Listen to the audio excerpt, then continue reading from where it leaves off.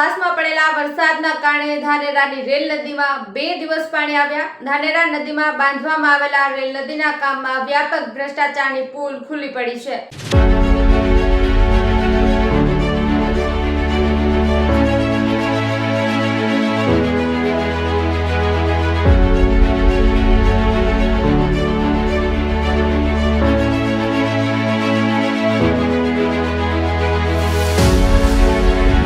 પહેલા જ વરસાદમાં નદીમાં પાણી આવ્યા અને કરોડો રૂપિયાના ખર્ચથી બાંધવામાં આવેલા નદીનું બાંધકામ ઢળી પડતા કોન્ટ્રાક્ટર અને સિંચાઈ વિભાગના અધિકારીની પોલ ખુલ્લી પડી છે।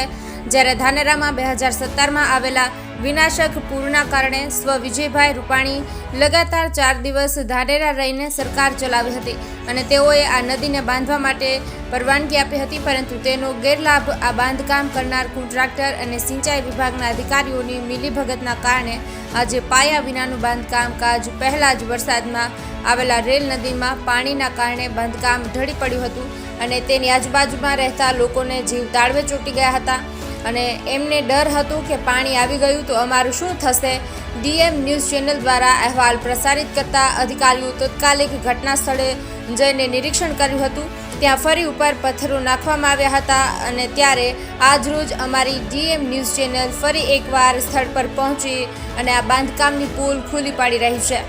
તમે આ દ્રશ્યો જોઈ શકો છો કે આ બાંધકામમાં કોન્ટ્રાક્ટર અને સિંચાઈ વિભાગના અધિકારીઓના પાપે બાંધકામ ઢળી પડ્યું છે। કરોડો રૂપિયાના ખર્ચથી આ બાંધકામ કરવામાં આવી રહ્યું છે, ત્યારે પાયા વિનાનું કામ કરી લાખો રૂપિયાનો ભ્રષ્ટાચાર કરવામાં આવ્યો છે। સિંચાઈ વિભાગના અધિકારી દ્વારા દેખરેખના રાખીને તેનું પરિણામ આજે ભોગવવાનો વારો આવ્યો છે। ગુજરાતના મુખ્યમંત્રી ભૂપેન્દ્રભાઈ પટેલ દ્વારા તાત્કાલિક તપાસ કરાવે અને આ કોન્ટ્રાક્ટર અને લાગતા વળગતા તમામ અધિકારીઓ સામે કાયદેસરની કાર્યવાહી કરવામાં આવે તેવી લોકોની માંગ ઉઠવા પામી છે।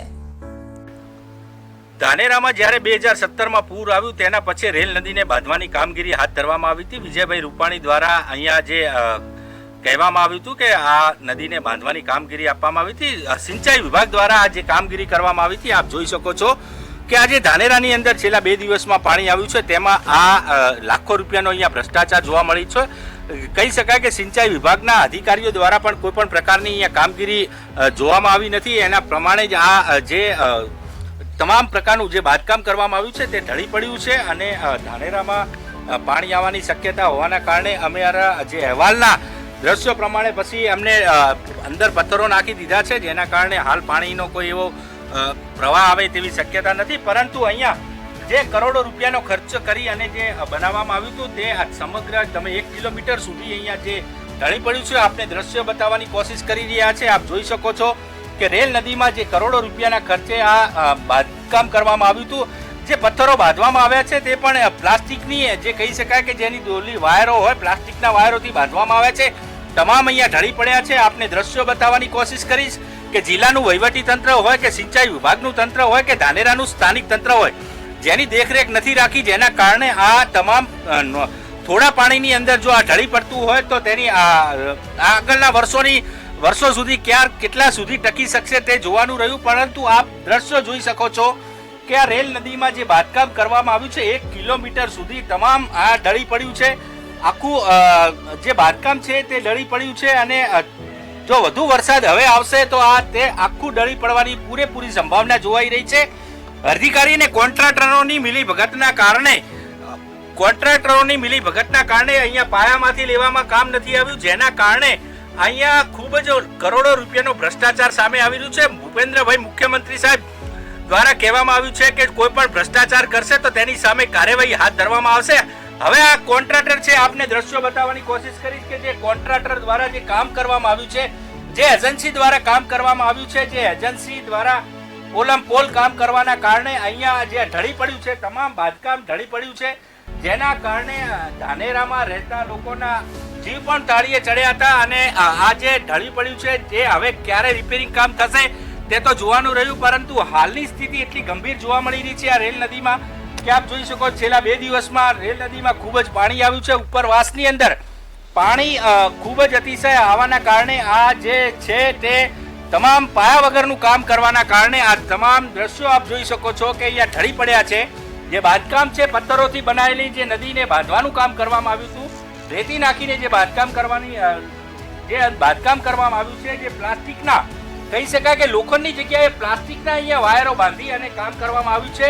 પ્લાસ્ટિકના કારણે જે પથ્થરો છે તે એની પકડ રહી નથી અને પકડ ના રહેવાના કારણે આ સમગ્ર જે છે બાંધકામ તે ઢળી પડ્યું છે. આપને દ્રશ્યો આપના ટીવી સ્ક્રીન પર જોઈ શકો છો. આપ જોઈ શકો છો કે સિંચાઈ વિભાગની એટલી મોટી બેદરકારી સામે આવી છે જેના કારણે આજે લાખો રૂપિયાનો અહીંયા જે કરોડો રૂપિયાના ખર્ચે બનાવવામાં આવ્યું છે, લાખો રૂપિયાનો ભ્રષ્ટાચાર થઈ ગયો છે.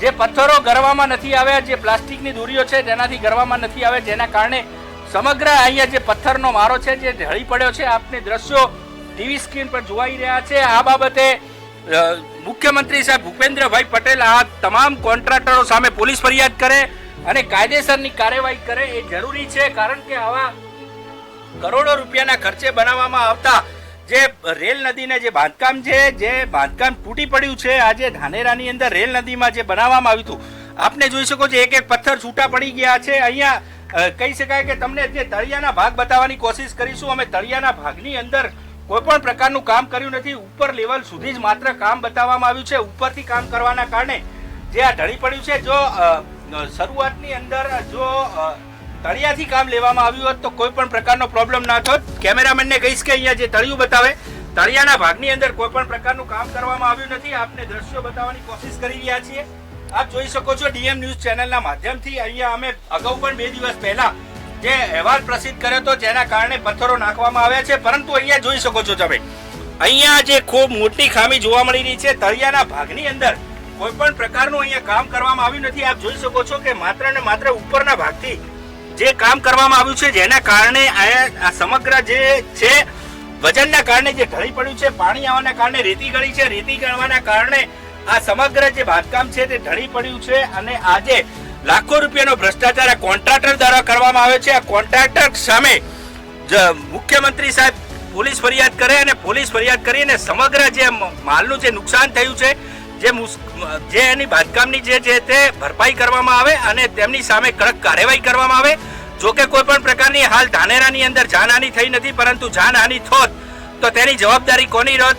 એટલા જ માટે વાત છે કે જે ગુજરાતની અંદર હાલ જે મુખ્યમંત્રી સાહેબે જે કોન્ટ્રાક્ટરો કરેલા ભ્રષ્ટાચાર સામે જે કાર્યવાહી હાથ ધરવામાં આવી છે, જેના સામે અધિકારીઓ પણ જે મિલી ભગત છે તેમના સામે પણ કાર્યવાહી થવી જોઈએ અને આ સમગ્ર મામલેની ઝીણવટભરી તપાસ કરી અને તેની સામે કાર્યવાહી કરવા માટે લોકોની માંગ ઉઠવા પામી છે. મહેન્દ્ર સોલંકી સાથે ધીરજ પરમાર, ડીએમ ન્યૂઝ, ધાનેરા.